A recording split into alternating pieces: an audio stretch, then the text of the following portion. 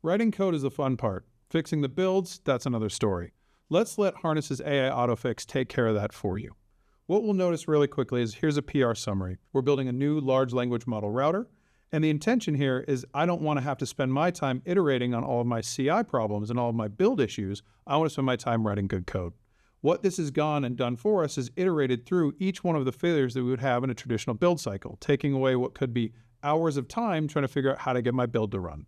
Each step of the way, it's showing you exactly what the build output was, and then ultimately showing you how it fixed it with the code. We can dive into any one of these and see exactly what happened. What we'll notice very quickly with this first one is it went and we actually failed straight during the build.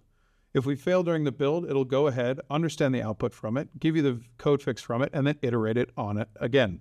The intention here, each step of the way, we can see every step it's gone further, what tests have passed, which ones have failed, and it'll iterate based on the failures that it gets.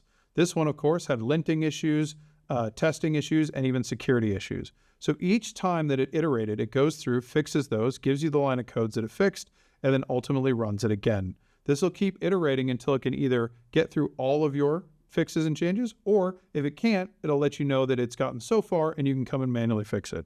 With this one, it's actually gotten all the way through. And we can click here to see specifically. It took about 40 minutes to complete, but Harness was doing this for you automatically.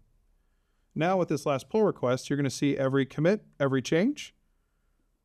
You'll see every line that was done, and you'll watch it actually pass all of its checks. So we can go through and look at all those pre-checks and see the actual success of every single one of these. Again, taking away all of that worst part of the job, having to go and manually go through each time and iterate, let Harness handle that for you.